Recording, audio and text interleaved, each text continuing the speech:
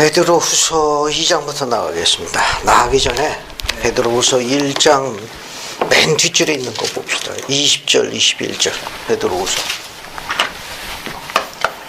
베드로후서 1장 20, 21절을 20년전이요? 떠나기 전에 한번 기념으로 읽어봐요. 먼저 알 것은 성경의 모든 예언은 사사로이 쓴 것이 아니니 예언은 언제든지 사람의 뜻으로 낸 것이 아니요 오직 성령의 감동하심을 받은 사람들이 하나님께 받아 말한 것이니라. 감사합니다. 먼저 알 것은 경. 여기 경이라는 건 뭘 이야기합니까? 거기 20절에 성경, 경전을 이야기합니다. 경전. 이게 먼저 알 것은 경전에 담겨진 모든 예언은 사사로이 풀 것이 아니니 예언은 언제든지 사람의 뜻을 낸 것이 아니요 오직 성령의 감동하심을 입은 사람들이 하나님께 받아만 한 것입니다. 따라서 경전은 성신의 감동함으로 기록되어진 것이기 때문에 사사로이 개인적으로 해석하는 게 아니라 같은 경로로 해석해야 된다. 그런 말이에요. 여러분 유인물 자료에 주예를 봅시다. 주예 51-9를 봐요. 51-9 봤습니까? 51-9 베드로후서 1장 21절 어떻게 하면은 경전을 올바로 해석할 수 있는가? 찾았습니까? 51-9에 그래서 정성훈 이제 그 인용문을 다 읽어보십시오. 선지자들이 만약 성신의 힘으로 이야기한다면 그때는 거룩한 사람들의 가르침을 정확하게 해석하기 위하여 성신을 받는 것이 필요합니다. 그러므로 하나님의 성령을 소유하지 않은 사람은 하나님에게 속한 것을 이해할 수 없습니다. 감사합니다. 이게 하나님의 것은 하나님의 방식으로 이해해야 된다 그런 말이에요. 왜냐하면 성신의 감동하심으로 그들이 그 예언서를 기록했기 때문에 그것을 읽는 자도 같은 경로, 같은 근원으로부터 성신의 감동하심으로 받았던 그분들과 똑같은 경로로 성신을 통해서 그 뜻을 이해할 수 있도록 해야 한다. 그런 말입니다. 그 다음에 이제 베드로후서 2장 1절로 넘어가죠. 2장 1절 한번 읽어보겠습니다. 2장 1절 안 읽자면요. 2장 1절 읽어주시죠. 그러나 백성 가운데 또한 거짓 선지자들이 일어났었나니 이와 같이 너희 중에도 거짓 선생들이 있으리라. 그들은 멸망하게 할 이단을 가만히 끌어들여 자기들을 사신 주를 부인하고 임박한 멸망을 스스로 취하는 자들이라. 감사합니다. 거기 읽어보시게 되면은 거기 거짓 선지자가 백성 가운데 일어난다니 이와 같이 너희 중에 거짓 선생들이 교사들이 있을 것이라. 저희는 멸망케 할 뒤에 뭐라고 되어 있어요? 단어가? 이단을 그 다음에 가만히 끌어들여. 가만히 끌어들였다니까 무슨 뜻 같아요? 거짓 교사를 구별하기가 쉽지 않다는 뜻이에요. 가만히 끌어들였다는 건 거짓 교사들을 우리가 분류해내기가 구별하기가 쉽지 않다는 뜻을 암시하고 있습니다. 자, 그러면 우리 대학부 교재에서 한번 살펴볼게요. 대학부 교재에도 중요한 설명이 하나 있습니다. 베드로후서 2장 1절 51-10을 봐요. 그 주위에 주의할 만한 게 있습니다. 그럼 그리스의 참된 교회도 이단이 있는가? 어때요? 그리스의 참된 교회도 이단이 있을 수 있습니까? 거짓 교사가 있을 수 있냐 하는 거예요. 거짓 가르침. 그 내용을 한번 또 읽어보겠습니다. 정사원님 또 읽어봐요. 종교계에는 이단이 가득 차 있다. 어디에서나 거짓교리가 나타난다. 그러나 참된 교회는 어떤가? 이 신성한 조직에도 이단이 있나? 바울은 고린도인들 사이에 그런 일이 있다고 말했으며 오늘날 지상의 하나님의 왕국에서도 똑같은 일이 만연하고 있음이 분명하다. 리파이는 오늘날에 관하여 언급하면서 겸손하여 그리스도를 따르는 자 몇몇을 제외하고는 모든 사람들이 교만과 간악함과 가증한 음행으로 인하여 그릇된 길로 떨어졌다고 말했다. 이 말은 오늘날 때가 찬 절정의 시기에도 교회에서 이단을 찾을 수 있다는 뜻이다. 감사합니다. 세상에 이단들이 종교계에 있는 것처럼 참된 교회 안에서도 거짓 교사와 거짓 가르침이 공존할 수 있다는 걸 시사하는 거예요. 공존할 수 있다는 걸. 구분하기가 극히 어렵다. 가만히 끌어들여라고 되어 있으니까 극히 구분하기 어렵다. 이렇게 나와 있어요. 우리가 영에 인도되어지는 생활을 하는 것만이 구별하는 가능한 방법이 될 거예요. 자, 그 다음에 이제 또 주목할 점이 또 뭐가 있는가 하면은, 4절부터 9절까지 보게 되면 몇 가지 주목할 만한 게 있습니다. 그 4절부터 9절까지도 한번 보죠. 봤습니까? 한번 읽어볼게요. 그래서 안자매님이 4절부터 9절까지 쭉 읽어봅시다. 하나님이 범죄한 천사들을 용서하지 아니하시고 지옥에 던져 어두운 구덩이에 두어 심판 때까지 지키게 하셨으며 옛 세상을 용서하지 아니하시고 오직 의를 전파하는 노아와 그 7 식구를 보존하시고 경건하지 아니한 자들의 세상에 홍수를 내리셨으며 소돔과 고모라 성을 멸망하기로 정하여 죄가 되게 하사 후세에 경건하지 아니할 자들에게 본을 삼으셨으며 무법한 자들의 음란한 행실로 말미암아 고통당하는 의로운 롯을 건지셨으니 이는 이 의인이 그들 중에 거하여 날마다 저 불법한 행실을 보고 들음으로 그 의로운 심령이 상하니라. 주께서 경건한 자는 시험에서 건지실 줄 아시고 불의한 자는 형벌 아래에 두어 심판날까지 지키시며. 감사합니다. 여기 보게 되면은 몇 가지 주목할 만한 게 있는데, 우선 2장 4절 보세요. 베드로 후서 2장 4절 보면은 거기 뭐에 대해서 나옵니까? 하나님께 죄 지은 천사들이 나와 있죠. 하나님께 죄 지은 천사들.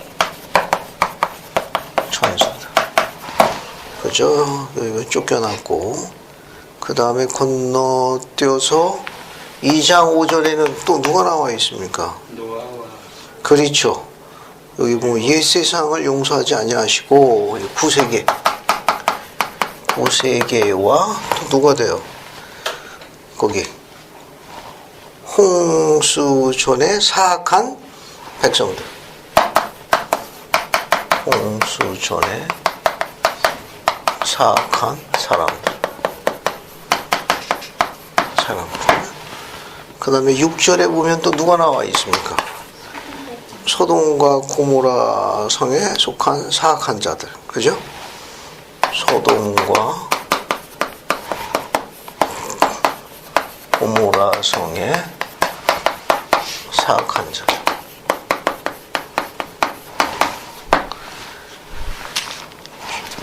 이들은 어떻게 된 거? 구원받았나요? 지금 여기 베드로가 이야기한 하나님께 죄 지은 천사들, 구세계와 홍수의 사악한 자들, 소돔과 고모라 성의 사악한 자들, 어때요, 이 사람들은? 구원받았나요? 구원받았으니까 이 사람들? 어때요? 전부 다. 예. 구원받지 못했잖아. 전부, 여기 죄 지은 자들 같은 경우도 이 사람들은 또 용서를 받지 못하는 사람들이고, 또 홍수의 이 사람들은 전부 다 정죄받은 자들이. 전부 이 사람들 공통점은 정죄받은 자들. 구원을 얻지 못했어요. 그런데 뒤에 보면 또 뭐가 나와 있습니까? 뒤에 거기 특히 그 7절 보게 되면 2장 7절 보면 누가 나옵니까? 7절에 롯이요. 의로운 누가 나와요? 롯이 나오네. 의로운 롯이 나오고, 그 다음에 5절도 하나 있다. 5절 여기 5절도 하나 주고 갈게. 2장 5절. 여기 2장 5절 또 누가 있습니까? 오직 의를 전 노아와 그의 7 식구. 그 다음에 2장 9절에 보면 또 누가 나옵니까? 2장 9절에 경건한 자들. 경건한 자들. 경건한 자들. 자,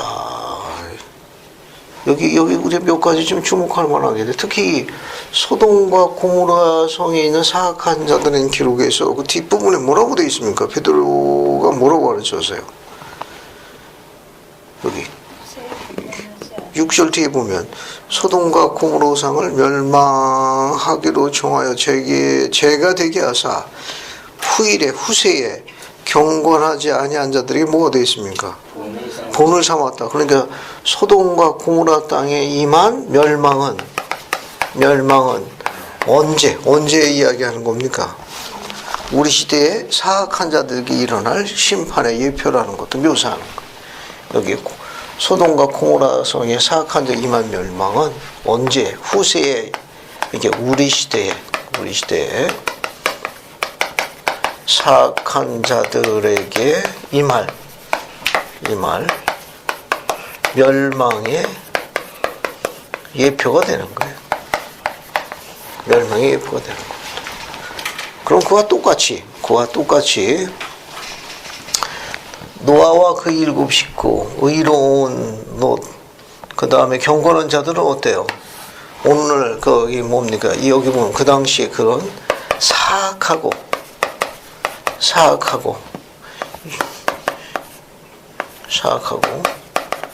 유익에 빠진 세상에서 어땠습니까?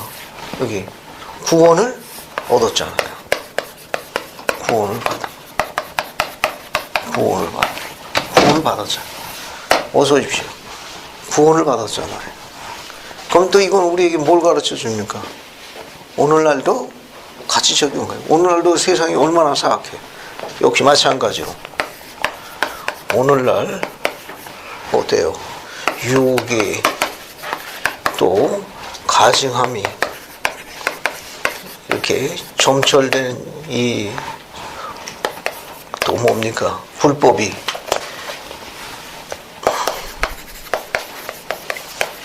난무하는 세상 아니에요. 난무하는 세상에 거하있다 하더라도 노아와 그의 식구 이로운 경건한 자들이 전부 구원 얻은 것처럼 어떻습니까? 의로운 자들은 여기 나와 있는 게 총칭하게 되면 몽땅 뭐가 돼요? 이 사람들은 의로운 자들 아니에요. 의로운 자들은 경전에 나와 있는 대로 사악한 유익에 빠진 세상에 머물러 있다 하더라도 그 의로운 자들은 구원을 얻은 것처럼 오늘날도 똑같이 적용된답니다. 오늘날도 불법이 난무한 생이 있다 하더라도 의로운 자들은 언제 어느 때나 구원을 받는다고 설명한대요. 이게 설명한다. 베드로가 그렇게 설명한 거예요. 그래서 그 정도 보면은 무난합니다. 이거는. 자, 그 다음에 이제 또 13절부터 시작해가지고 어디 봅시다. 14절 한번 볼까요? 13, 14 2장 13, 14 읽어보시고요. 그 다음에 17절부터 19절까지 한번 읽어보죠. 17절부터 19절 그 다음에 20절부터 21절 우선 앞에 것부터 먼저 읽어봅시다. 그래서 이해봉 장관님 베드로 후서 2장 13, 14절 먼저 읽어주십시오. 우리 값으로 불의를 당하며 낮에 즐기고 노는 것을 기쁘게 여기는 자들이니 점과 흠이라 너희와 함께 연애할 때에 그들의 속임수로 즐기며 놀며 음심이 가득한 눈을 가지고 범죄하기를 그치지 아니하고 굳세지 못한 영혼들을 유혹하며 탐욕에 연단된 마음을 가진 자들이니 저주의 자식이라. 15절도 마저 읽어주십시오. 그들이 바른 길을 떠나 미혹되어 부올의 아들 밤람의 길을 따르는도다. 그는 불의의 삭스를 사랑하다가 자기의 불법으로 말미암아 책망을 받되 말하지 못하는 나귀가 사람의 소리로 말하여 그 선지자의 미친 행동을 저지하였느니라. 됐습니다. 여러분 거기 앞에 보시면은 우리 베드로 사도가 가르친 내용 중에 13절에 낮에 연락을 기쁘게 여기는 자들이 누구예요? 거기 13절 보면 이게 낮에 연락을 기쁘게 여기는 자들. 그래서 한번 의견을 한번 좀 나눠보시죠. 예? 그래서 이해공자매님은 승민이하고 한 팀이 되는 겁니다. 알겠습니까? 안자매님은 어쩔 수 없이 동반자하고 한 팀이 될 수밖에 없는. 저 낮에 연락을 기쁘게 여기는 자이 누군지 한번 좀 의견을 한번 나눠보시죠. 누가 저렇게 낮에 연락을 받으면 저렇게 기뻐합니까? 베드로 할아버지가 기록을 남긴 건데 낮에 연락을 받으면 기뻐하는 자들이라. 대간절 어떤 자들 이야기하는 거예요?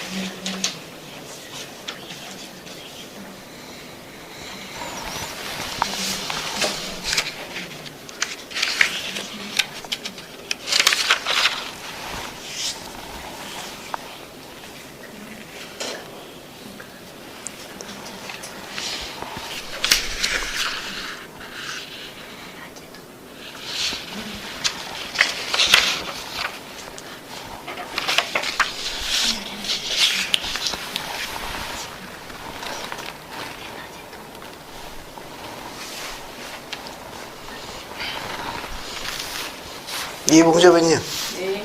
낮에 연락을 기쁘게 여기는 자들에 대해서 어떻게 의견을 좀 모아봤나요? 누굽니까, 대간절? 누가 저렇게 낮에 연락을 좋아해요? 같이 상의한 거는 부가 너무 많아서 더 이상 이제 일하는 것들에 대해서 좋아하지 않고 그 부를 갖고 이제 즐기는 사람들을 뜻하지 않을까 했는데, 제가 그러니까 보통 예전에도 많이 들었던 게 요즘 현대 사회에서도 뭐 예를 들어서 뭐 강남에 사는 뭐 2세들은 회사를 안 다닌다. 부모들이 갖고 있는 걸 가지고 이제 회사를 안 다니고 그걸 가지고 뭐 이제 직업을 안 갖고 산다라는 얘기를 되게 많이 들었거든요. 예를 들어서 뭐 빌딩을 갖고 있다, 뭐 빌딩에서 임대 수입이 나면 뭐 그거 갖고 뭐 이제 관리하면서 생활한다든지 뭐 이런 식으로 그런 사람들이 많다라고 얘기를 들었어요. 그러니까 뭐 오늘날에 워낙 세계적으로 부가 많은 사람들이 있을 텐데 그 중에서 물론 열심히 일하는 사람도 있겠지만 이제 그걸 가지고 그냥 탐닉하는 사람도 있지 않을까 반면에. 감사합니다. 어떻게 이수미 형제도 같이 의견을 동의한 건가? 네, 이렇게 같이. 그렇습니다. 좋습니다. 그러면 어때요? 안희숙 자매님은 어떻게 서방님하고 어떻게 의견을 모았습니까? 낮에 연락을 기쁘게 여기는 자에 대해서 어떻게 정리를 해보았습니까? 그냥 이게 요즘에 이 읽은 그 구절이야. 네. 오늘날의 그 현실의 세태를 아주 적나라하게 표현한 어떤 세태를 적나라하게 그 묘사하는 말로 표현하기 좀 어려운데요. 약간 뭐 그러니까 우리가 얘기하는 뭐 순결법에 관련된 어떤 그런 불법적인 것들. 그러니까 아까 자매님 이야기하신 것처럼 부가 이제 그러니까 예전에 살기 어려우니까 사는 거에만이 이렇게 하고 그런 거에도 또 도덕적인 관념이 이렇게 잘 그래도 유지되고 있는 지금은 그런 것이 아주 많이 이렇게 파괴됐잖아요. 그래서 그런 거에 이게 연연하지 않아도 되니까 이제 할 일이 없으니까 눈을 딴 데로 이제 돌리는 게 이것저것 그렇게 그런 것들을 즐기는 것에 이제 너무 많은 시간들을 짝을 찾는 거죠. 감사합니다. 그런 거 같아요. 감사합니다. 여러분 그 원문을 보게 되면은 그 뜻이 더 정확하게 설명이 나와 있어가지고 우선 우리 주예를 한번 볼게요. 51-11 한번 봅시다. 그 주예를 한번 연락을 기쁘게 있는 자들한테 연락이 어떤 용법으로 쓰였냐? 51-11 보세요. 찾았습니까? 이승명 이제님 거 한번 다 읽어봐요. 사실상 영어에는 사실상 영어에는 트로페이라는 히라바의 정확한 뜻을 전해주는 단어가 없다. 실제의 뜻은 아니하고 사치스러운 생활에 주어진 호화롭고 사치스러운 행위이다. 이것은 거칠은 모반이나 무질서가 아니라 아니하고 방종한 육신의 욕망을 실컷 채우는 것을 묘사한다. 감사합니다. 원 뜻은 뭐라고 되어 있습니까? 아니하고 사치스러운 생활에 주어진 호화롭고 사치스러운 행위를 이야기하는데, 그런데 밑에는 뭐라고 묘사되어 있는가 하면 베드로가 사용했던 그 뜻은 밑에 뜻이 더 강하다는 거예요. 밑에 거 거칠은 모반이나 무질서가 아니라 아니하고 뒤에 뭐라고 되어 있습니까? 방종한 육신의 욕망을 실컷 채우는 거예요. 쾌락을 즐기는 거예요. 쾌락을 즐기는 겁니다. 그러니까 앞에 보세요. 이거 뭐 거룩한 시간에 이런 거 조정하는 것도 대단히 송구스럽고 미안한 마음은 금할 길이 없으나 베드로 할아버지가 그 시대를 본 게 아니라 우리 시대를 본 거예요. 우리 시대를 낮에 금마다 낮에 점심시간에 잠깐 짬을 내가지고 스마트폰에 그냥 문자나 연락이 온 거예요. 그래서 그 주변에 있는 텔자 붙은 데 가는 그런 것을 베드로 할아버지가 저게 먹고 스마트폰을 몰라서 그렇지. 어쨌든 연락을 받으니까 입이 귀니까 찢어져가지고 젊은 남녀들이 불법을 저지르는 걸 보고 언급한 것으로 해석되어지는 부분이니까 우리 시대의 불법을 이야기하는 겁니다. 우리 시대. 그래서 이렇게 유욕으로 인해서 육신의 욕망을 갈급하는 세상의 불법을 저지르는 자들의 세태를 베드로 사도가 언급한 거예요. 그래서 낮에 연락을 기쁘게 여기는 자들 전부 음행과 관련이 있습니다. 오늘날 세대의 표적이에요. 오늘날 세대의 표적입니다.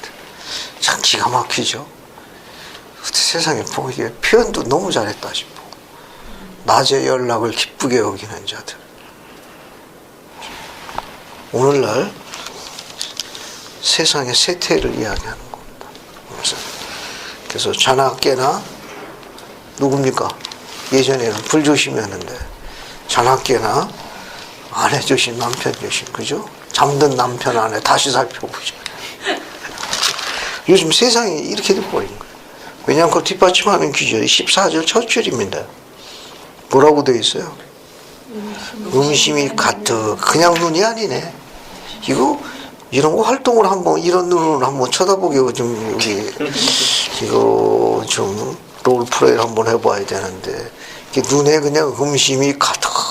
이 오늘날 세태를 이야기합니다. 이거 뭐 남녀 구별이 없어요.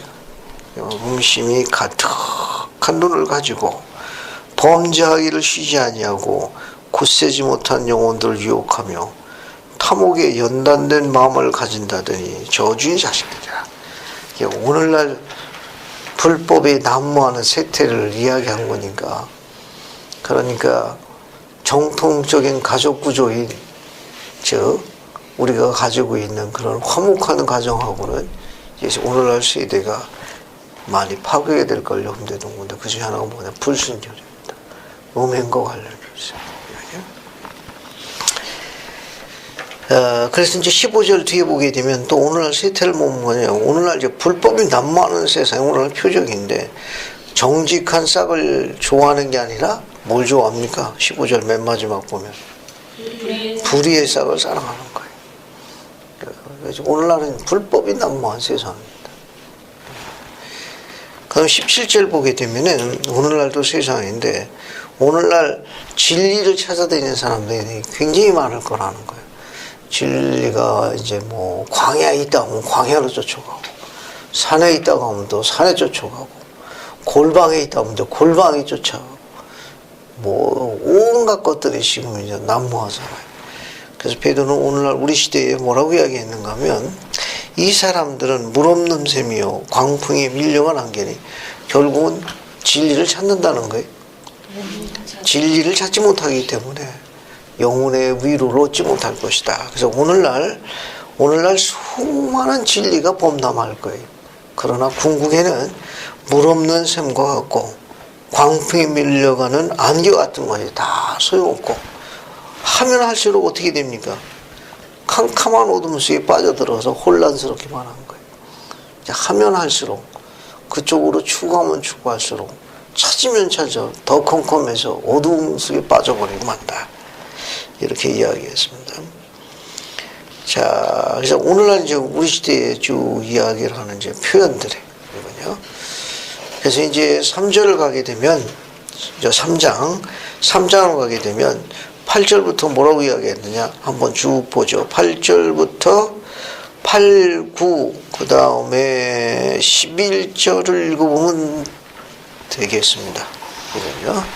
베드로후서 3장 8, 9, 10 이렇게 세 절을 같이 읽어보겠습니다. 그래서 안자매님이 한 번 더 읽어보십시오. 8, 9, 그 다음에 11절. 사랑하는 자들아, 주께는 하루가 1000년 같고 1000년이 하루 같다는 이 한 가지를 잊지 말라. 주의 약속은 어떤 이들이 더디다고 생각하는 것 같이 더딘 것이 아니라 오직 주께서는 너희를 대하여 오래 참으사 아무도 멸망하지 아니하고 다 회개하기에 이르기를 원하시느니라. 감사합니다. 여기 보면 베드로가 굳건하게 서 있는 자들에게 세상의 시간표에 따르지 말고 어떤 시간표에 따르라는 거예요? 주님의 시간표에 따르라는 거죠. 그럼 우리 주님의 시간표에 대해서 궁금심이 없어. 이게 이제 결국은 주님의 시간표인데, 주님의 시간표인데, 여기 보시게 되면 어때요? 지상의 1000년은 하늘에 얼마에 해당합니까? 하루에 해당하는 거예요. 주님의 시간을 보게 되면 하루에 해당하는 거예요. 또 주님의 하루는 지상에 얼마에 해당해요? 1000년에 해당합니다. 이런 시간표를 뭐라고 그러느냐? 뭐라고 그러죠? 콜롭의 시간이라고. 콜롭의 시간이라고. 콜롭의 시간 혹은 헤이 왕국의 시간이라고도 그래요. 혹은 주님의 시간이라도 그러고. 이게 콜롭의 시간이라는 쓰여진 용어가 어디 나오죠? 아브라함서에 있습니다. 아브라함서 3장 4절로 가볼게요. 아브라함서 3장 4절로 갑시다. 아브라함서 3장 4절을 찾아가지고 읽어봅시다. 그래서 정상호 형제님이 아브라함서 3장 4절 읽어주십시오. 예. 그리고 주께서 우린과 둠밈으로 내게 이르시되 콜롭은 그 회전에 있어서 그 시간과 계절에 따르며 주의 방식을 따르나니 주의 계산 방식에 따르면 주께는 한 회전이 하루가 되느니라. 이는 내가 서 있는 곳에 정해진 시간에 따르면 1000년이 되느니라. 이것은 콜롭의 계산법에 따른 주의 시간의 계산법이니라. 감사합니다. 거기 보면 주의 계산 방식이라고 나와 있죠. 네. 그죠? 주께는 한 회전이 하루가 되는데, 이게 주가 그 별, 콜롭이 한 회전 하는 것이 하루인데, 그러면 그것을 기준해 가지고 근접해서 회전하는, 또 자전하는 우리 지구는 몇 년에 해당되는가 하면 천년에 해당된다는 거예요. 그 사이클 자체가. 그러면 이제 이 콜롭은 뭐 어떤 별이에요? 콜롭이라는 별이. 하나님 보좌에 가장 가까이 있는 별이에요. 그래서 이 별을 우리가 일명 예. 예수 그리스도의 별이라고도 이야기해요. 이 별을 왜냐하면 뭐 앞에 3절 한번 읽어볼까요? 우선 어디 보시는가 하면 2절 3절을 안자매님 한번 더 읽어보죠. 그리고 내가 별들을 보니 그것들이 매우 크며 그중 하나는 하나님의 보좌에 가장 가까우며 그것 가까이에 큰 것들이 많이 있더라. 그리고 주께서 내게 이르시되 이것들은 다스리는 것들이며 그 큰 것의 이름은 콜롭이니 이는 그것이 내게 가까이 있는 까닭이라. 이는 내가 주 내 하나님이 됨이니라. 내가 이것을 두어 내가 서 있는 것과 같은 등급에 속하는 모든 것을 다스리게 하였느니라. 감사합니다. 여기 특징을 보게 되면 이제 아브라함이 별들을 봤는데 그 별들이 매우 컸다고 그래요. 근데 그 중에 하나가 하나님 보좌에 가장 가까우며 그 가까운 곳들에 있는 것들에 큰 것들이 아주 많이 있었습니다. 근데 그 중에서도 콜롭은 사이즈가 얼마나 했어요? 그 중에서도 그 하나님 보좌 가까이에 큰 별들이 굉장히 많이 있었거든, 가까이에. 어때 이 콜롭은 그 가까이 있는 별 중에 사이즈가 얼마나 했습니까? 가장 크고 빛나잖아. 가장 크고 빛났습니다. 또 그뿐만 아니라 가장 가까이 있는 특징이 있어요. 하나님 보좌에 가장 가깝고 가장 큰 것. 뒤에 16절도 한번 읽어보겠습니다. 그래서 16절 이해봉자님 한번 읽어주십시오. 만일 두 가지 것이 존재하고 하나가 다른 것보다 상위에 있다면 그들보다 더 큰 것들이 있을 것이라. 그러므로 콜롭은 내가 본 모든 코가오빔 중에서 가장 크니 이는 그것이 내게 가장 가까이 있음이니라. 감사합니다. 그 뒤에 나와 있죠. 16절에. 이 콜롭이라는 별은 가장 크고 가장 가까이 있는. 그래서 이 별을 우리가 일명 예수 그리스도의 별이라고 하는 것은 아버지 보좌에 가장 가까이 있고 별 중에 제일 큰 별로 이야기하는 거예요. 그러니까 이걸 우리가 뭐라고 이야기하는가 하면은 여기 이 콜롭은 일명 예수 그리스도의 별로 알려져 있어요. 별로 알려져 있습니다. 이거는 이 별은 하나님 보좌에 가장 가까이 있습니다. 가장 가까이 있습니다. 그리고 가장 큰 별 중에 하나예요.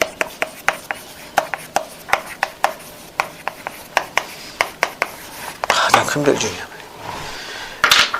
주목할 점이 하나 있어요. 주목할 점이 뭐라고 있는가 하면 여기 나와 있는 이 별. 그래서 아브라함이 이 큰 별을 보고, 왜냐하면 큰 별들이 주변에 많이 있으니까 이 큰 별들을 또 더 큰 게 있나 하고 찾아봤습니다. 그때 여호와께서 아브라함이 뭐라고 했는가 하면 아브라함아 아브라함아 별의 사이즈를 보지 마라. 뭘 보라고 했습니까? 그렇죠. 내 별에 나하고 얼마나 가까이 있느냐는 근접성을 보라고 했습니다. 근접성.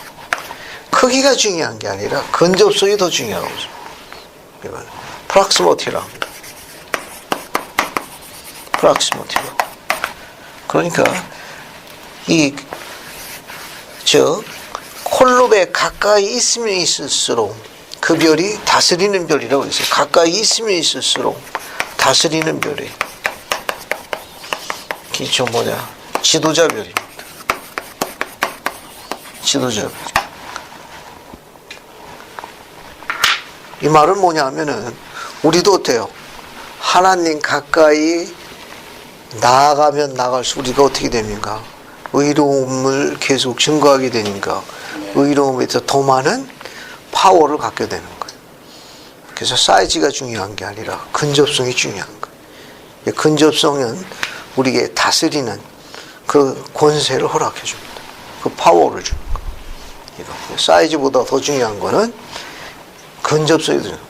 우리가 하나님께 가까이 나아가는 의로움이 더 중요해요. 그래서 베드로가 이야기한 부분도 일맥상통합니다. 그리고 또 이게 또 우리가 또 다른 부분에 또 찾아볼 수가 있는데, 여러분 어디 보시는가 하면 심심풀이로 한번 찾아볼게요. 어디 계시록 8장 1절 보면 뭐 시간이 하나 나와 있는 게 있습니다. 계시록 8장 1절 한번 봐요. 계시록 8장 1절 찾았습니까? 거기 뭐가 나오죠? 일곱째 인을 떼실 때에 하늘이 반시간이에요. 반시간이면 30분 안에. 그죠? 거기에 꼭 30분이냐? 우리 참조로 한번 볼게요. 시간표. 계시록 8장 1절. 반시간이 나옵니다. 주님 재림 전에 반시간이 있다네. 그럼 또 뭐냐? 교리야 성야 88편 95절에도 언급되어 있어요. 교리야 성야 88편 95절로도 갑시다. 88편 95절. 95절. 또 시간이 또 나올 거예요. 찾았습니까? 네. 거기 보시면은, 이 시간이 또 그렇죠. 이게 주님께서 나타나시기 전에 반 시간 동안 하늘이 고요하다네. 반 시간은 우리 시간으로 하면 30분 아니에요. 그죠? 근데 이게 주님의 시간으로 환산하는 게 더 정확하다는 거죠. 주님의 시간으로 환산하면. 여기 반 시간은 우리가 이야기하는 30분이 아니고, 30분이 아니고, 뭘 계산하는 거예요? 주님의 시간으로 계산하는 거자는 겁니다. 그러면, 주님의 1분은 약 8.4개월로 알려져 있어요. 8.4개월. 요 30분은 약 21년에 해당합니다.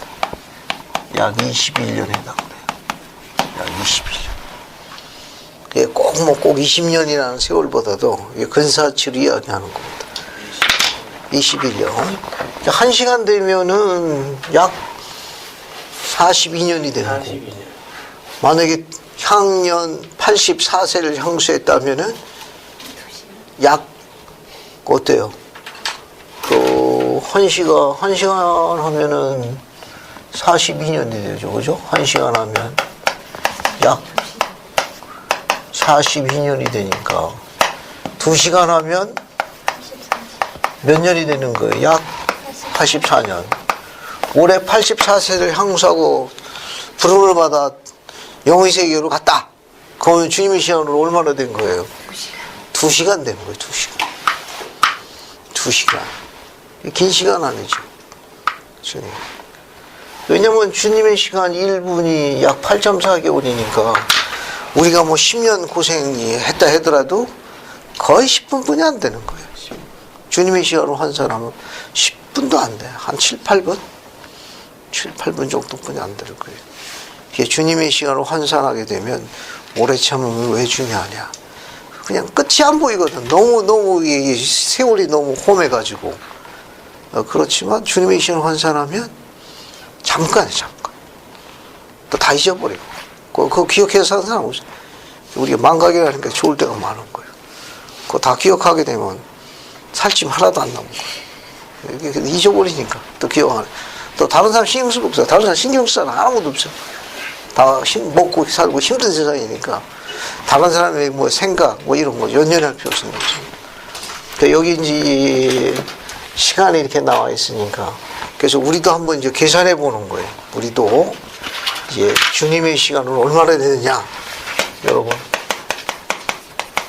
여러분 저기 휴대폰 있죠? 네. 휴대폰에 그 계산기 있을 거예요. 네. 그 계산기에다가 자신의 나이에다가 12개월을 곱해요. 그러면 총 개월수가 나올 거예요. 총 개월수를 8.4로 나눠요. 8.4로. 그러면 주님의 시간, 분이 나올 거예요. 계산해봐요. 우리 정상훈 형제 걸 한번 대표해 보겠습니다. 정상훈 형제 계산 이게 얼마 나와요? 62분이요. 62분? 44. 그럼 뭐 1시간 2분이네. 네. 1시간 2분. 그렇군. 이제 1시간 지났구만. 이제 1시간 지났네. 우리가 사실 이제 주님 볼 때는 하루 할 만도 못하고, 이제 우리 정상영 지님 같은 경우는 1시간 이제 갓 지났구만. 갓 지난 거예요. 왜 이 개월수를 이야기하는가 하면, 이게 주님의 그 시간을 계산해 보라는 거는, 이제 베드로가 지금 이렇게 가르친 내용이 이제 뭔가 하면은, 우리가 84세를 향수했다 하더라도 긴 세월처럼 보이지만 우리가 하나님 면전에 베드로가 영광의 보좌에 앉을 적에 정말 그분을 기쁘게 한 시간이 실제적으로는 극히 작다는 거죠. 극히 적다는 거예요.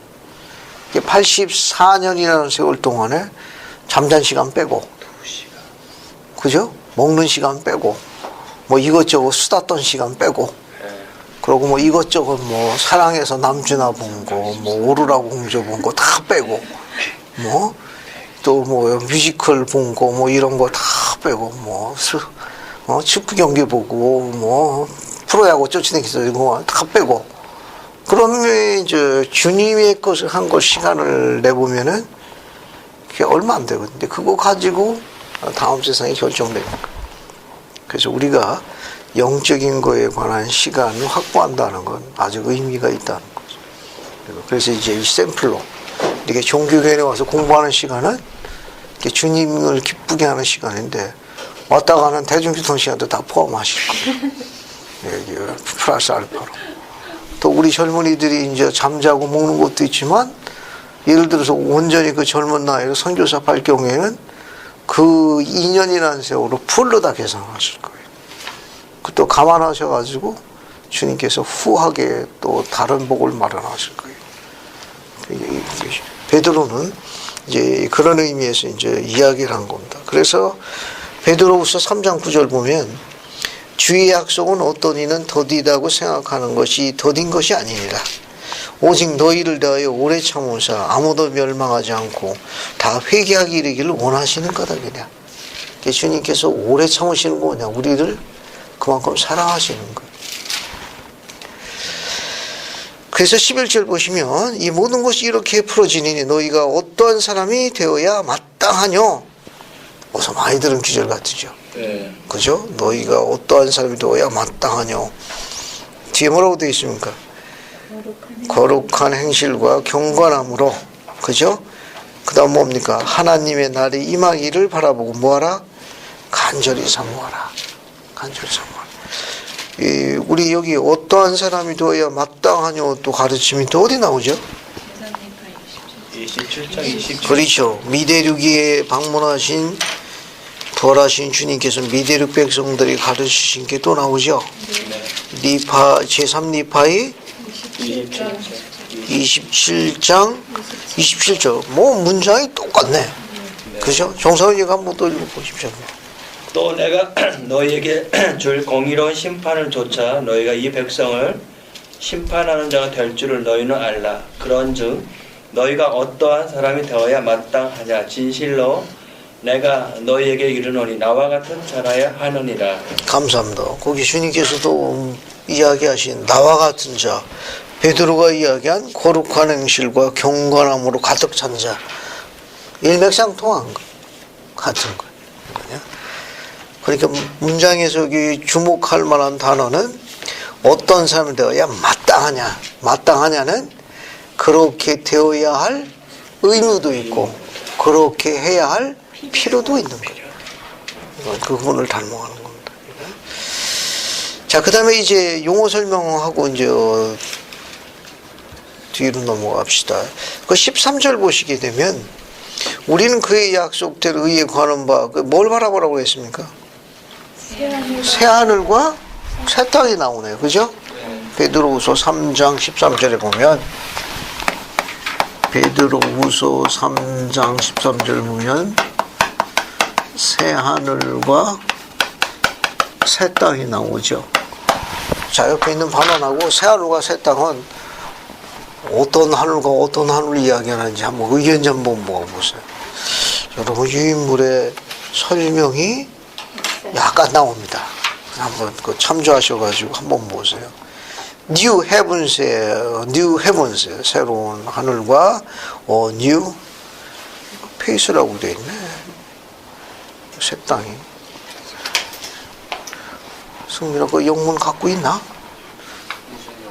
거기 지금 그 영문을 좀 한번 확인해 보면 누구 스마트폰에 영문이 있는 사람은 없지? 성경요? 아니 지금 여기 나와 있는 거. 이거 영문은 없는. 새 하늘과 새 땅이요. 그래. 내가 한번 찾아봐야 돼.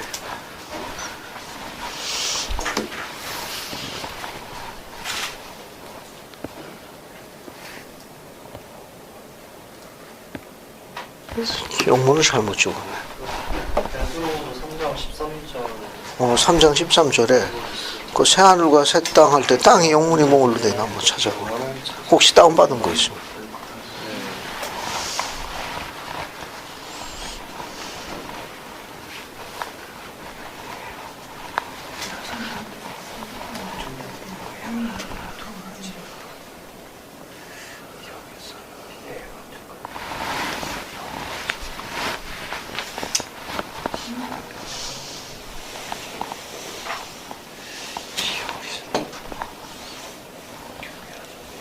New heavens and the new earth. 어디 한번 봐. New heavens, new earth. 그래, 그럼 내가 잘못 적은 거거든. 어스만 어스. 그래. 잘못 적었네. 그래. 이거 적으면서 졸았는 거.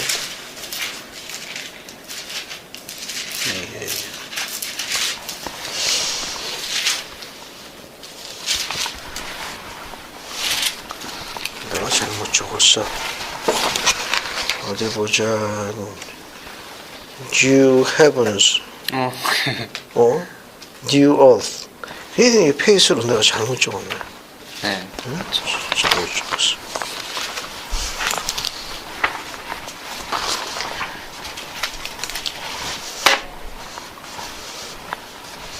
자, 그럼 같이 하죠.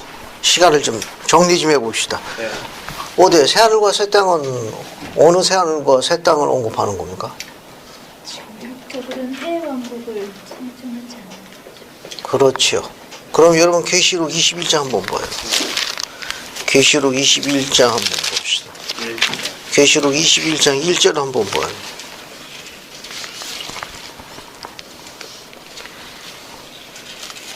계시록 21장 1절 한번 봅시다. 봤습니까?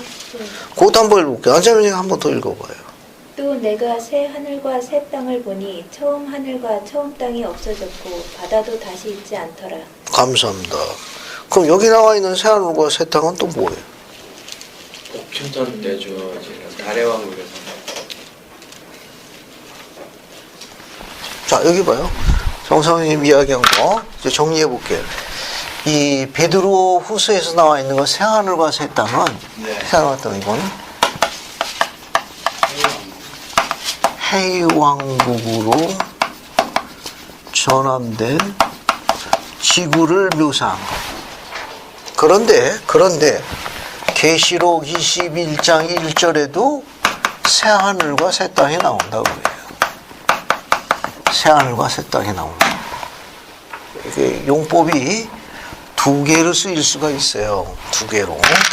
그래서 여기 보면 여기가 그리스도의 재림이라고 합시다. 그리스도의 재림. 재림이면 좀 어느 세상으로 들어갑니까? 복천년 들어가는 거예요. 복천년 들어갈 적에 어떻게 해요? 여기도 새 하늘과 새 땅으로 바뀌는 거예요. 여기는 어느 왕국 기준이에요? 별의 왕국 기준 아닌가? 복천이 어느 왕국이에요? 달의 왕국이니까 체인지가 된 거예요. 근데 이럴 때도 새 하늘과 새 땅을 씁니다. 왜냐하면 계시록 21장 1절 보게 되면은 바다가 없어졌다고 그랬거든. 그죠? 왜냐하면 지금은 5대양 육지로 분산되어 있었지만 창조 때는 원래 어떤 땅, 어떤 대륙, 어떤 바다로 되어 있었던 거예요? 하나의 땅, 하나의 대륙, 하나의 바다인데 그게 언제 이렇게 갈라졌습니까? 벨렉시 때 갈라진 거. 그러니까 복천년 때 주님 재림하실 천재, 우리 지구 지상 지표, 이 지구에 큰 천재임이 일어나가지고 원 상태로 돌아가는 거예요. 그러니까 새 하늘과 새 땅이 생기고 바다도 바뀌니까 바다가 보이지 않더라. 그건 이제 합쳐진 거예요. 땅도 합쳐지고. 이제 그런 개념에서도 쓸 수 있습니다.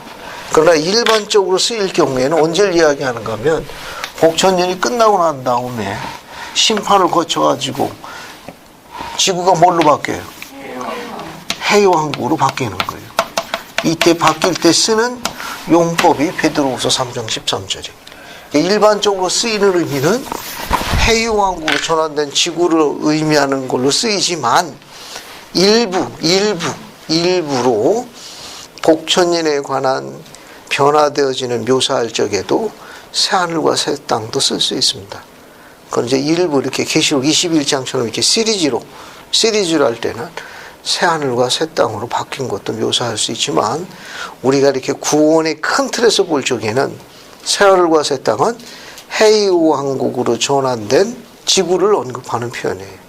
그러니까 결국 계시록 21장 1절도 그런 큰 의미에서 보면 해왕국 준비 상태라. 여기 결국 준비 상태. 넓은 의미로 보면.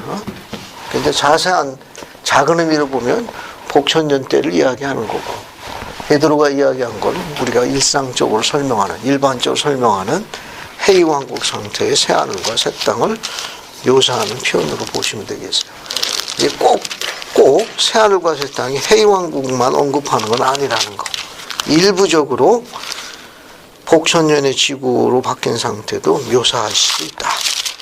그런 부분을 보시면 되겠네요.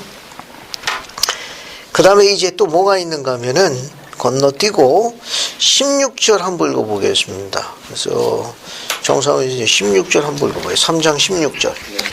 또 그 모든 편지에도 이런 일에 관하여 말하였으되 그 중에 알기 어려운 것이 더러 있으니 무식한 자들과 굳세지 못한 자들이 다른 성경과 같이 그것도 억지로 풀다가 스스로 멸망에 이르느니라.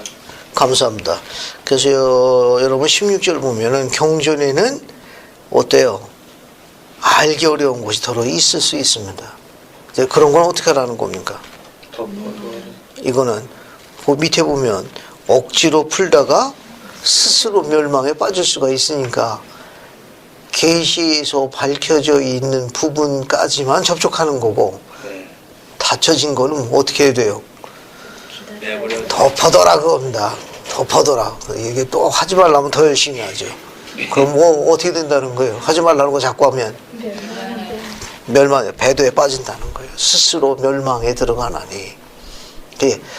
제한되어 있는 게 있어요. 우리가 필면의 세상에 있기 때문에 제한되어져 있는 게 있습니다. 그것은 기다려야 돼. 근데 그것을 계속 추구하게 되면 어떻게 되느냐? 멸망에 빠지게 됩니다. 배도하게 됩니다. 그래서 베드로는 뭐냐면 그런 거 하는 언니나 오빠들에게 권고한 거예요. 어떤 거라는 거죠? 너희가 어떠한 사람이 되어야 마땅하냐? 거룩한 행실과 경건함으로 매진하거라. 하지 말라는 것도 고집 피우고 하지 말고. 예, 베드로 사도의 가르침입니다. 뭐 그 정도 보면 되겠고요. 그 다음에 이제 넘어가기 전에 새하늘과 새 땅에 대한 여기 뭡니까? 조셉 필딩 스미스 회장님 말씀 한번 공부해 볼까요? 여기 51-14 봅시다. 51-14 봅시다. 우리 보면 이 말을 잘못 이해하지 않도록 합시다. 새하늘과 새 땅은 우리가 지금 거하는 것과 똑같은 하늘과 땅이 되는 건데 이는 지구가 이 세상의 생활을 마치고 부활한 의로운 자들 영원한 조서 될 것입니다. 해왕국으로 전환된 지구를 언급하는 것이다. 보통 일반적으로 이렇게 많이 설명해요. 그 다음에 뒤로 넘어가가지고 51-18을 보세요. 51-18 정상훈 지금 한번 읽어봅시다. 18 계시로 말미암아 의롭게 됨 한번 읽어봅시다. 사랑하는 형제 여러분, 만일 여러분이 하나님 아버지처럼 의롭게 되려면 그 의로움은 여러분의 신앙을 통하여 계시에 의해서 온다는 것을 언제나 명심하십시오. 하나님 아버지의 조금도 부족함이 없는 계시된 뜻으로 만족하십시오. 이 기초 위에 세워지면 지상에 사는 모든 사람들이 필연적으로 부딪히는 과오와 유혹에 홍수가 여러분을 삼킬 수 없을 것이기 때문입니다. 감사합니다. 이렇게 계시에서 주어지는 것을 항상 명심해라. 그것은 의로움에서 오는 거고, 또 의로움은 우리의 합당함을 증거해 주기 때문에 계명을 지키면 우리가 이제 의롭게 돼요.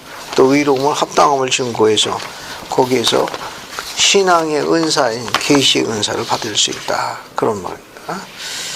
그 다음에 이제 또 어딜 보시는가 하면 거기 그 옆에 431쪽 좌측편 맨 밑에 있는 거고요.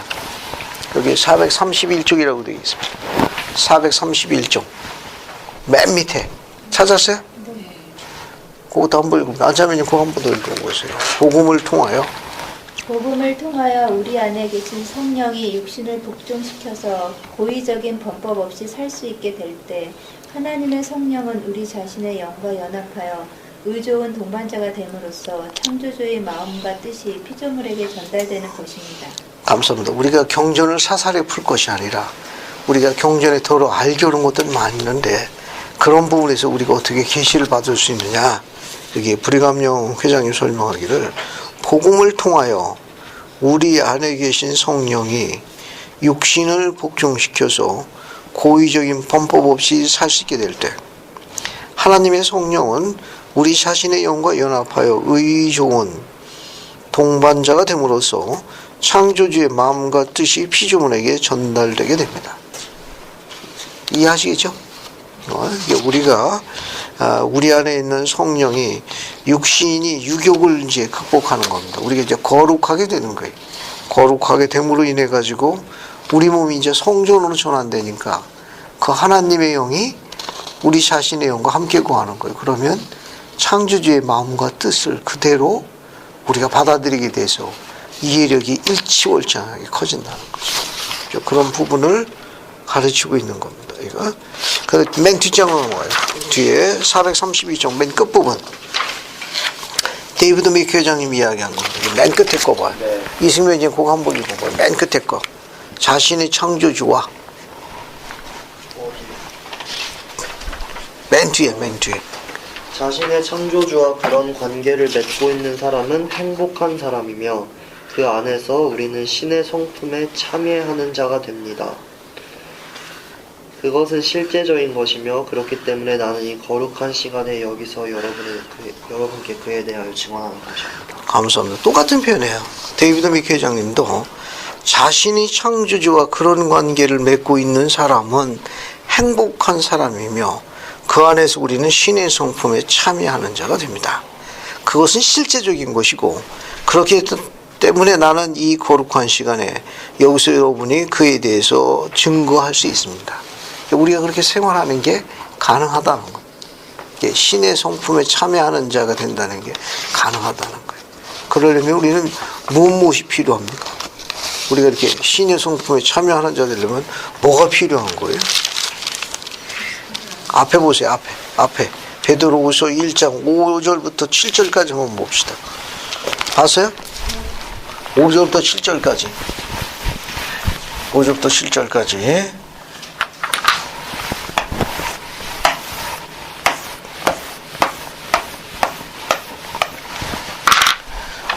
자.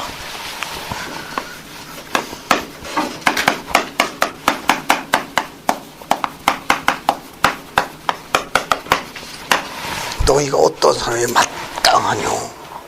진실로 나와 같은 자에 되느냐? 그래서 베드로후서의 주제가 뭐예요? 신의 성품에 참여하는 거예요. 그 참여한다는 그 영문이 뭘로 되어 있어요? 여기 베드로후서의 주제가 신의 성품에 참여하라고 그랬으니까 성품에 참여하면 영문이 뭘로 되어 있어요?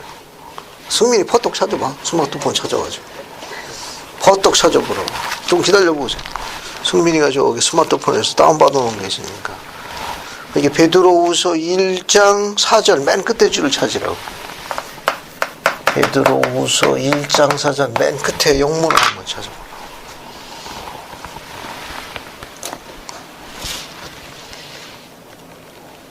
partakers. 감사합니다. 잘 찾았네. 이 참여하면 영문이 partake. 이 partake 사전에 찾으면 뭐가 나오죠? partake 이거예요. 이거. partake를 사전 찾으면 어떤 뜻이 나옵니까? 왜 생명나무 열매 딸 때 그 열매를 따먹다. 열매를 취하다 그런 뜻이에요. 열매 따위를 취하다. 따먹다. 그러니까 어떤 부분을 취해가지고 내 것을 삼는 거예요. 그러니까 이거 맛보는 거죠. 맛보다. 실제로 열매를 따가가지고 먹어가지고 맛을 봐서 내 거가 된 거예요. 그게 파테크란 말. 그러니까 신의 성품이라는 열매를 취해가지고 돼요. 그것을 음미해서 내 안에 영양분으로 바뀐 거예요. 이 단어가 파테크란 단어. 그런 단어. 이게 신의 성품. 이게 신의 성품의 요소가 있거든. 그 요소 어떡합니까? 그 열매를 부분적인 것을 전부 따가지고 내가 먹어가지고 내 것을 삼는 거예요. 이해가 되죠? 이 단어가 굉장히 아름다운 단어. 열매를 따서 먹어서 음미해가지고 내 것이 된 거예요. 내 몸 안에서 이게 양분이 된 거예요. 그래서 베드로의 가르침을 저 정리해 볼게요. 여기 보면 이제 뭐가 나와 있습니까? 이게 5절에 보면 나오잖아요. 믿음의 그죠? 1번 첫 번째 믿음의 뭘 싸라고 그랬어요? 덕을 쌓고 덕에 뭘 싸라고 그랬어요? 덕의 지식 공부해야 되네. 지식에 뭘 싸네? 스텝 바이 스텝 하는 거예요. 지식에 절제에 뭘 하는 거예요? 인내. 그죠? 인내에 뭐 하라는 겁니까? 인내에 뭐를 더하라고 되어 있어요? 경건이네. 경건. 그죠? 경건에 뭘 더하라고 그랬습니까? 네? 경건에 형제우애. 형제우애. 그 다음에 형제우애에 뭘 더하라고 되어 있어요? 사랑. 이걸 뭐라는 거야? 하나씩 전부 다. 이 열매를 취하라는 거야. 음미하라는 거야. 내 걸 되게 하라는 거죠. 내게 되고. 그러면 우리는 어디까지 올라가는 거예요? 아까 이야기했잖아요. 플락스모티. 어떻게 돼요? 가장 가까이 가는 거예요. 가장 가까이. Very close. 아주 가까이 간다고. 자, 그래서 이렇게 해서 베드로 후서를 마치고 요한 1서를 봅시다. 요한 1서. 요한 1서 봐요. 요한 1서의 저자가 누군가요? 사도 요한이. 사도 요한이 신약 성경에 남겨져 있는 그의 서신, 편지가, 복음서가 무엇이 있습니까? 요한복음 있고. 아니야, 요한 1서, 2서, 3서, 요한계시록. 그렇죠. 감사합니다. 정상형 이제 말 믿지 말아요. 이게 요한복음이 있고 요한 1서, 2서, 3서가 있고 그 다음에 요한계시록이 있습니다. 그래서 요한 1서를 봅시다. 요한 1서. 요한 1서 볼게요. 여기는 이제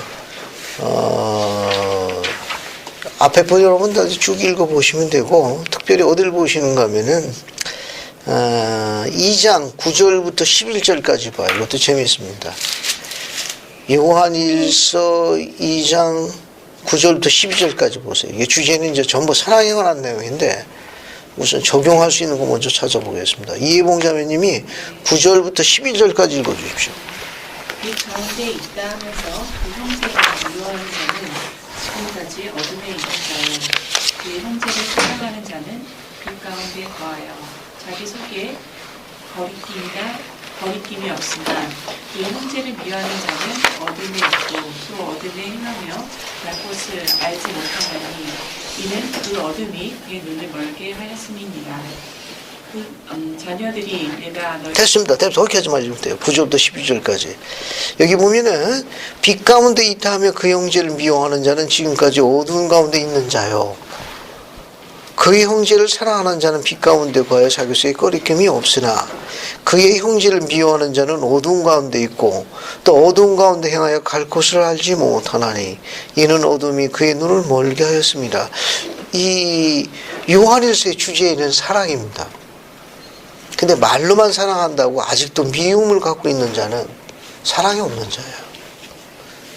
그러니까 이게 뭐냐면은 일종의 하나의 편견인데 이걸 그 편견을 가지고 계속해서 잣대를 재는 거는 사랑이 없는 자예요.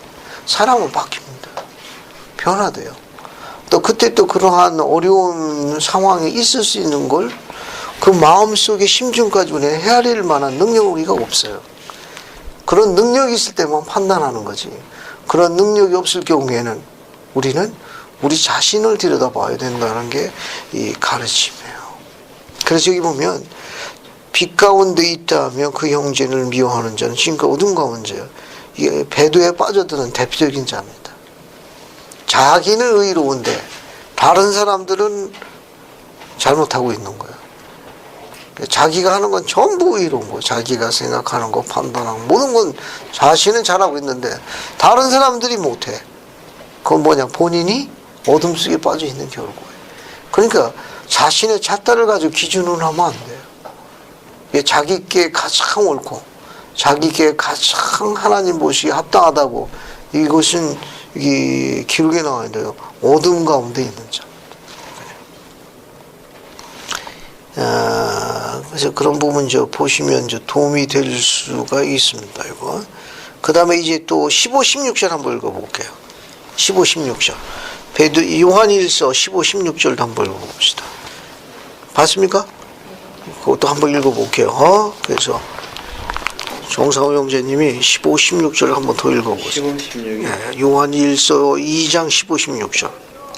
이 세상이나 세상에 있는 것들을 사랑하지 말라. 누구든지 세상을 사랑하면 아버지의 사랑이 그 안에 있지 아니하니 이는 세상에 있는 모든 것이 육신의 정욕과 안목의 정욕과 이생의 자랑이니라. 아버지께로부터 온 것이 아니요 세상으로부터 온 것이라. 감사합니다. 여기 여러분 유념하실 점 15절 보면 이 세상이나 세상에 있는 것들을 뭐 하지 말라? 사랑하지 말라. 왜냐하면 이 세상 오늘날 우리가 생각해 있는 세상은 우리를 구원하는 능력이 없어요. 몰몬이 우리가 갖고 있는 기록에 이제 남겨놓은 게 있는데 몰몬서를 한번 볼까요? 몰몬서 우리 몰몬서에 있습니다. 거기 보면 몰몬서를 한번 볼게요. 몰몬서 9장 봅시다. 모로나이가 이야기한 거예요. 몰몬서 9장 28절 한번 읽어볼게요. 몰몬서 9장 28절. 모로나이가 이야기해요. 몰몬의 아들. 몰몬서 9장 28절. 그래서 예진이가 한번 읽어보자. 몰몬서 9장 28절. 너희의 시험의 날에 지혜로우라. 모든 부정함을 벗어버리라. 욕망으로 쓰려고 구하지 말며 도리어 흔들리지 아니하는 굳건함으로 구하여 너희가 아무 유혹에도 지지 않게 하며 참되시고 살아계신 하나님을 섬기도록 하라. 감사합니다. 지금 모로나이가 이야기 이게 훨씬 더 집중적으로 표현된 주제예요. 그 요한일서 지금 읽은 2장 지금 15, 16절 공부해 그 옆에다가 모로나이가 공부한 몰몬서 9장 28절에 하나 적어줍시다. 그 메시지로 옮겨 적은 건데 그게 훨씬 더 도움이 될 거예요. 그 다음에 20절 보면은 20절 봐요. 20절 19절 거기 보면 용어가 하나 나오죠. 거기 보면 뭐가 나와 있습니까? 19절 첫 줄에 뭐라고 되어 있어요? 거기 18절 첫 줄 봐요. 18절 아이들아 이것이 마지막 때라. 그 다음 뭐가 나와 있습니까? 적그리스도가 언제? 우리 시대에 그런 거예요. 적그리스도. 그 적그리스도 나올 거예요. 적그리스도. 적그리스도.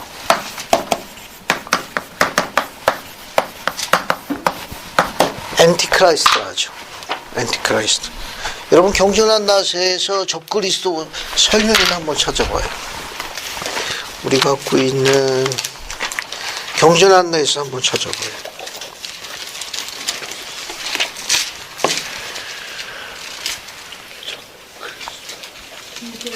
250조. 찾았어요? 네. 몇 쪽이 나옵니까? 250. 250쪽 봐요. 앤티클라이스트라고 나오죠. 거기 보면 구원의 참된 복음을 가장하고 공개적으로나 은밀하게 그리스도를 반대하는 사람이나 물건, 그죠? 계시자 요한은 적그리스도를 뭘로 묘사했다? 속이는 자를 묘사하고 있다. 큰 적그리스도는 루시퍼이나 그는 영적 존재와 필멸의 존재 양편으로 많은 보조자를 뭐하고 있다? 데리고 있다. 그죠? 이렇게 묘사하고 있습니다. 이게 구원의 참된 복음 계획을 가장해서 공개적 의미잖아. 그리스도를 반대하는 사람이나 물건 혹은 조직까지 다 포함합니다. 전부 적그리스도. 전부 적그리스도입니다. 이제 우리 시대에 이제 적그리스도가 나타나서 우리가 이야기하고 있는 구원의 참된 복음의 계획을 반대하고 조롱하고 핍박할 것이라고 이야기했습니다.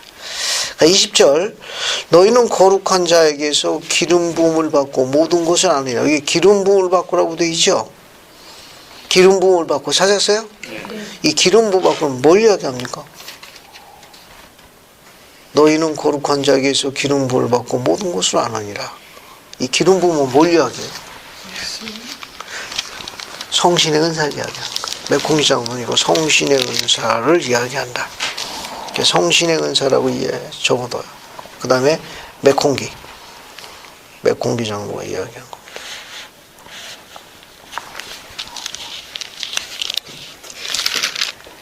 자, 그 다음에 이제 또 뒤로 넘어갑니다. 뒤로 넘어갈게요. 뒤로 넘어가서 여러분 잘 아시는 성구 하나 있죠? 요한일서 3장 5절은 어떤 성구입니까? 요한일서 3장 5절은 죄가 그에게는 죄가 없느니라. 누가 죄가 없는 거예요? 예수 그리스도. 예수 그리스도가 죄가 없으시다는 걸 나타내는 성구 중에 하나입니다. 그 다음에 이제 쭉 건너뛰고 이제 3장 22절 2절 한번 읽어볼게요. 이중훈 자매님이 요한일서 3장 21, 22절 한번 읽어봐요. 사랑하는 자들아, 만일 우리 마음이 우리를 책망할 것이 없으면 하나님 앞에서 담대함을 얻고 무엇이든지 구하는 바를 그에게서 받나니 이는 우리가 그의 계명을 지키고 그 앞에서 기뻐하시는 것을 행함이라. 감사합니다. 거기 보면 사랑하는 자들아, 만일 우리 마음이 우리를 책망할 것이 없으면 하나님 앞에 무엇을 얻고 담대함을 얻고 무엇인지 구하는 바를 그에게서 받나니 우리가 그의 계명을 지키고 그 앞에서 기뻐하는 것을 행함이라. 이렇게 이야기하고 있습니다. 자, 그러니까 우리가 걸어가는 이 생이 앞에 봐요. 내가 선택해서 걸어가는 나의 이 걸어가는 인생의 행로가 하나님께서 기뻐하시는 걸 누가 알아야 돼요? 자기 자신이 알아요. 그러니까 우리가 내가 선택해서 가는 이 행로를, 이 인생 행로를 내가 선택해서 걸어가는 이 행로를 누가 기뻐하는 걸? 하나님께 기뻐하시는 것을 내가 알아야 돼요. 내가 알아야 됩니다. 그래야만 우리가 간구하는 것이 응답으로 주어지는 축복을 받게 되는 거예요. 이거요. 그래야만 하나님을 믿는 신앙, 그리스도를 믿는 신앙이 증거되는 겁니다. 이 그리스도를 믿는 신앙을 행사하기 위한 중요한 지식 중에 하나가 뭐냐면 내가 선택해서 걸어가는 인생의 행로를 하나님께서 기뻐하신 삶이라는 걸 본인이 실질적으로 아는 지식이 필요합니다. 그래야만 신앙을 행사하는 거예요. 그래. 그러니까 자신이 택한 인생 행로예요. 인생 행로를 누가? 하나님께서 기뻐하시는 삶임을 자기 자신이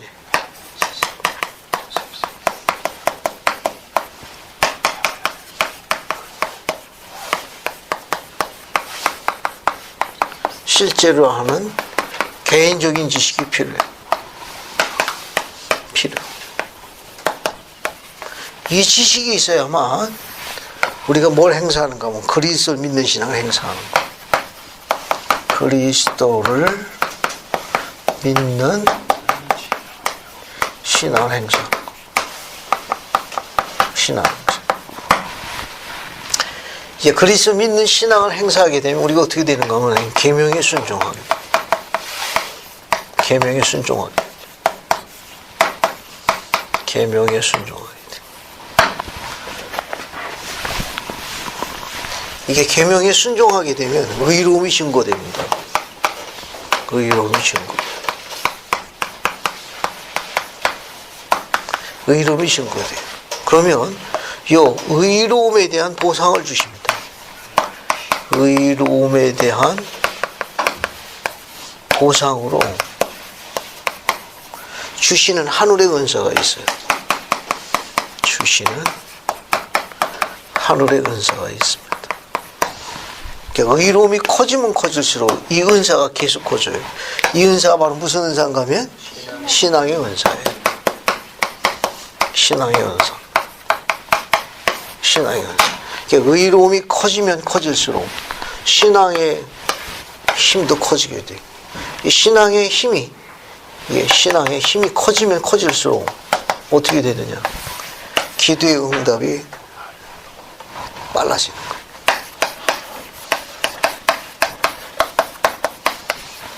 기도의 응답이 이제 확실하게 주어지는 거예요. 이제 기도의 응답을 확실하게 받게 돼요.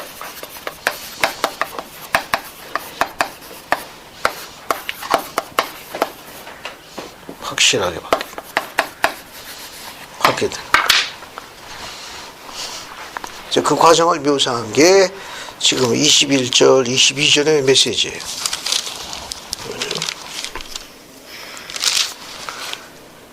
자, 그 다음에 이제 사랑 이야기 좀 해봅시다.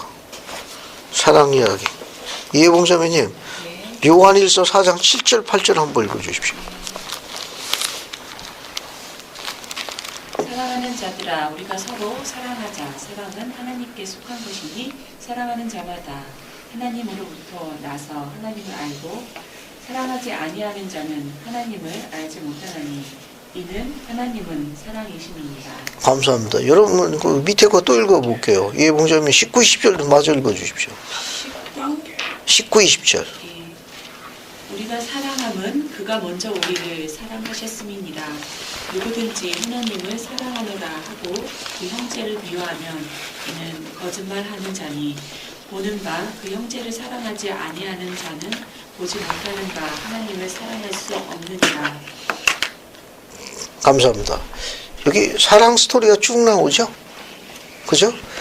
여기 그 다음에 여러분 그 지금 읽은 요한일서 4장 8절 보면 사랑하지 아니하는 자는 하나님을 알지 못하나니 이는 하나님은 사랑이라. 그죠? 이게 신의 성품을 참여하는 여기 클라이막스가 어디예요? 사랑이네. 하나님은 사랑해. 또 19절 보면 또 뭐라고 가르쳤습니까? 요한이. 우리가 사랑하면 그 다음 어떻게 되어 있어요? 그가 먼저 우리를 사랑하셨습니다.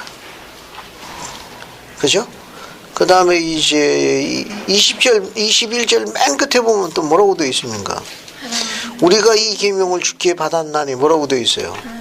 하나님을 사랑하는 자 또한 그 형제를 사랑할지니라.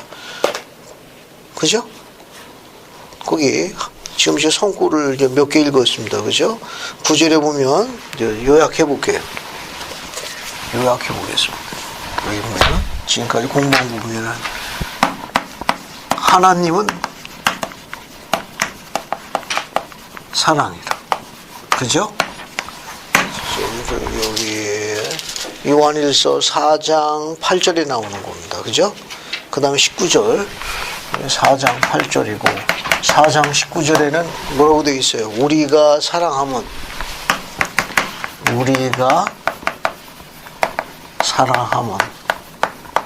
그가 먼저 사랑하십니다. 그 다음에 이제 4장 21절. 맨 끝에 보면 뭐라고 나와 있습니까? 하나님을 사랑하는 자 또한, 그죠? 하나님을 사랑하는 자 또한. 그냥 형제입니까? 그 형제를 사랑하지.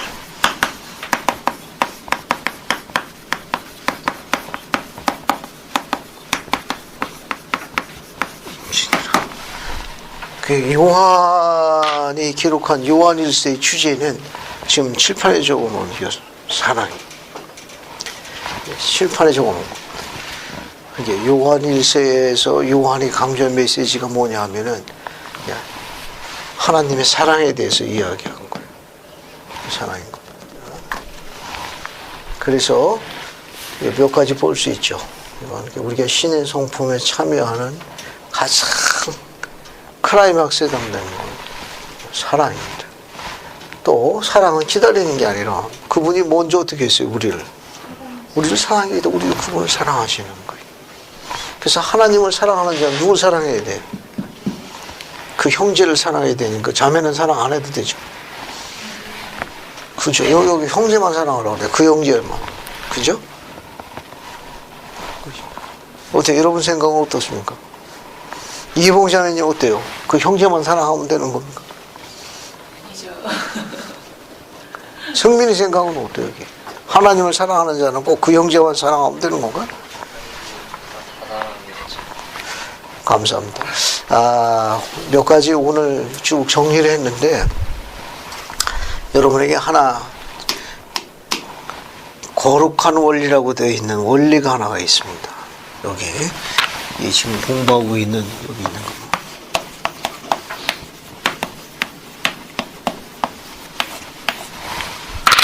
신께서 뭐지 봅시다. 정리가 다 돼.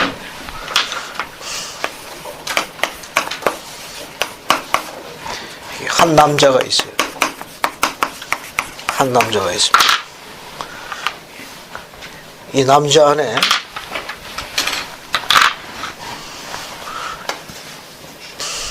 이게 뭐예요? 이 남자 안에 이게 뭡니까? 네? 마음.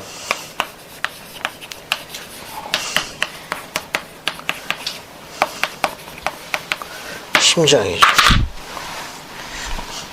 지금 공부한 이런 내용이 한 남자의 마음에게 심겨지게 되는 게 거룩한 원리예요. 지금 한 남자의 요 심장, 그의 가슴이지, 그의 마음도 되겠고, 거기에 이런 원리가 심겨지는 겁니다. 그때 그런 원리가 담겨지기 때문에 이 원리를 거룩한 원리라고 그래요. 그래서 이거 우리가 뭐라고 설명하는가 하면은 보통 이렇게 설명합니다. 한 남자의 가슴에, 한 남자의 가슴이다. 마음에, 한 남자의 가슴에 한 여인을 진정으로 사모하는 마음이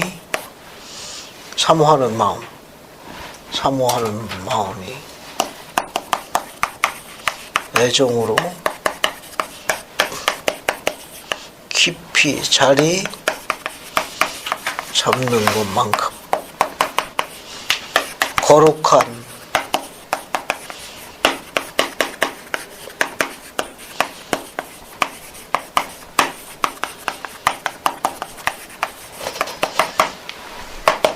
없습니다.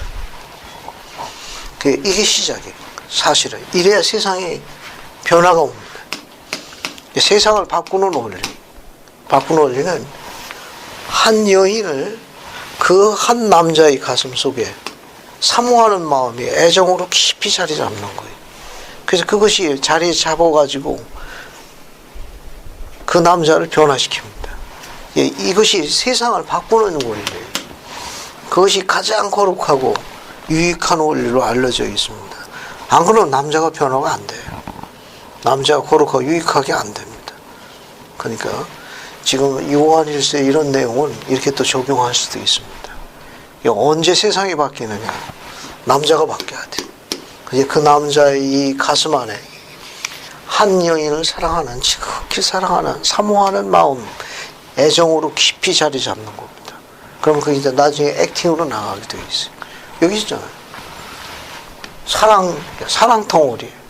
기다리는 게 아니라 먼저 사랑하는 거예요. 항상 사랑하는 거예요. 항상 공유하는 거예요. 이제 그런 것을 우리가 가장 거룩하고 유익한 원리라고 그러는데, 그건 무엇을 의미하느냐? 한 남자의 가슴 속에 한 여인을 진정으로 사랑하고 사모하는 깊은 애정이 그 남자 가슴 속에 자리 잡는 거예요. 이거만큼 그 남자를 거룩하게 하고 유익하게 하는 원리는 없습니다. 이제 그거만큼 세상을 거룩하게 하고 유익하게 하는 원리 또한 없다는 거죠. 그래서 그런 가르침을 우리 적용해 볼 수 있습니다. 다음 주에는 이제 5장 공부하고 요한 1서, 3서, 유다서까지 쭉 공부할게요. 그래서 오늘 아주 이 인물은 유다서까지 나눠줬으니까 훑어서 한번 쭉 읽어 보십시오.